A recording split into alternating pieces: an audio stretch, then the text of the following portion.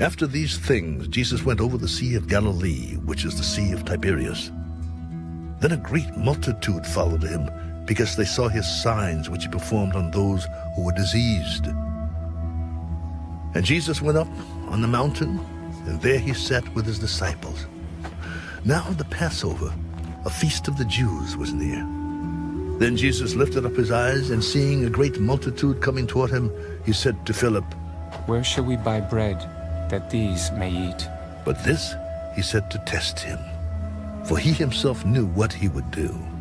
200 denarii worth of bread is not sufficient for them, that every one of them may have a little. One of his disciples, Andrew, Simon Peter's brother, said to him, "There is a lad here who has 5 barley loaves and 2 small fish, but what are they among so many?" Make the people sit down. Now there was much grass in the place, so the men sat down in number about 5,000. And Jesus took the loaves, and when he had given thanks, he distributed them to the disciples, and the disciples to those sitting down, and likewise of the fish as much as they wanted. So when they were filled, he said to his disciples, Gather up the fragments that remain, so that nothing is lost. Therefore they gathered them up, and filled 12 baskets with the fragments of the 5 barley loaves which were left over by those who had eaten.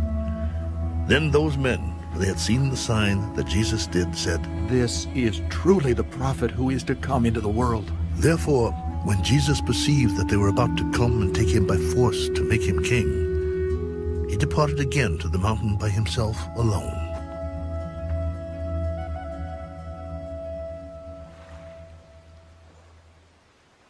Now when evening came, his disciples went down to the sea, got into the boat, and went over the sea toward Capernaum. It was already dark, and Jesus had not come to them. Then the sea arose because a great wind was blowing. So when they had rowed about 3 or 4 miles, they saw Jesus walking on the sea and drawing near the boat, and they were afraid. It is I. Do not be afraid. Then they willingly received him into the boat, and immediately the boat was at the land where they were going. On the following day, when the people who were standing on the other side of the sea saw that there was no other boat there, except that one which his disciples had entered, and that Jesus had not entered the boat with his disciples, but his disciples had gone away alone. However, other boats came from Tiberias near the place where they ate bread, after the Lord had given thanks. When the people therefore saw that Jesus was not there, nor his disciples, they also got into boats and came to Capernaum, seeking Jesus. When they found him on the other side of the sea, they said to him, "Rabbi, when did you come here?" Most assuredly, I say to you, you seek me, not because you saw the signs, but because you ate of the loaves and were filled. Do not labor for the food which perishes, but for the food which endures to everlasting life, which the Son of Man will give you, because God the Father has set his seal on him. What shall we do that we may work the works of God? This is the work of God, that you believe in him whom he sent. What sign will you perform then, that we may see it and believe you? What work will you do? Our fathers ate the manna in the desert, as it is written, He gave them bread from heaven to eat.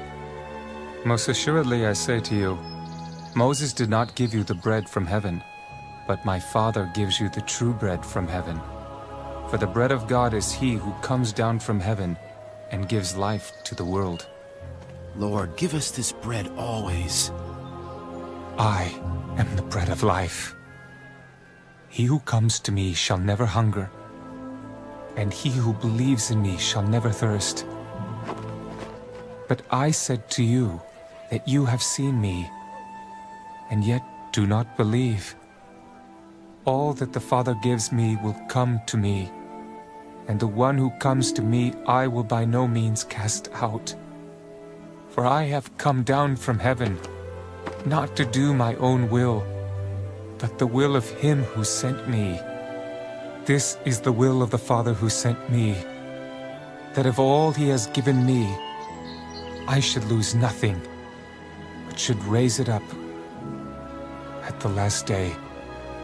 And this is the will of him who sent me, that everyone who sees the Son and believes in him may have everlasting life, and I will raise him up at the last day. The Jews then complained about him because he said, I am the bread which came down from heaven. Is not this Jesus, the son of Joseph, whose father and mother we know? How is it then that he says, I have come down from heaven? Jesus therefore answered, Do not murmur among yourselves. No one can come to me unless the Father who sent me draws him, and I will raise him up at the last day. It is written in the prophets, and they shall all be taught by God. Therefore everyone who has heard and learned from the Father comes to me. Not that anyone has seen the Father except he who is from God. He has seen the Father. Most assuredly I say to you, he who believes in me has everlasting life. I am the bread of life. Your fathers ate the manna in the wilderness and are dead.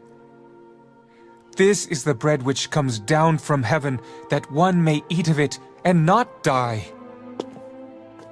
I am the living bread which came down from heaven. If anyone eats of this bread, he will live forever. And the bread that I shall give is my flesh, which I shall give for the life of the world.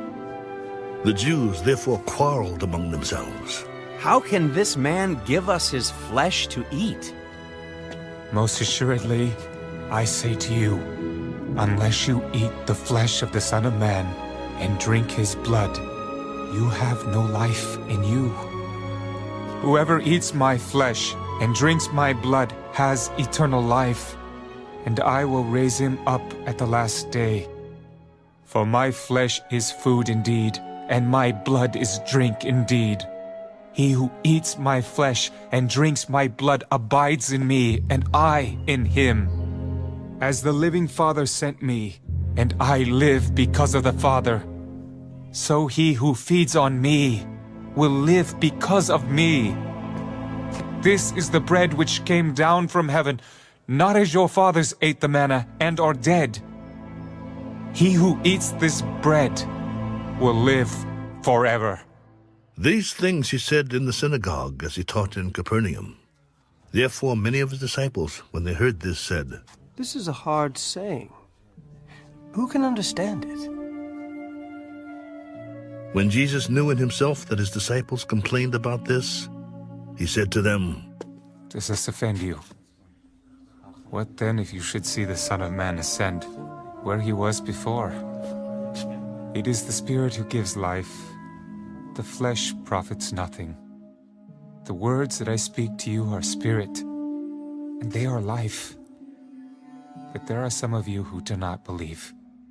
For Jesus knew from the beginning who they were who did not believe and who would betray him. Therefore I have said to you that no one can come to me unless it has been granted to him by my Father. From that time, many of his disciples went back and walked with him no more. Then Jesus said to the 12, Do you also want to go away?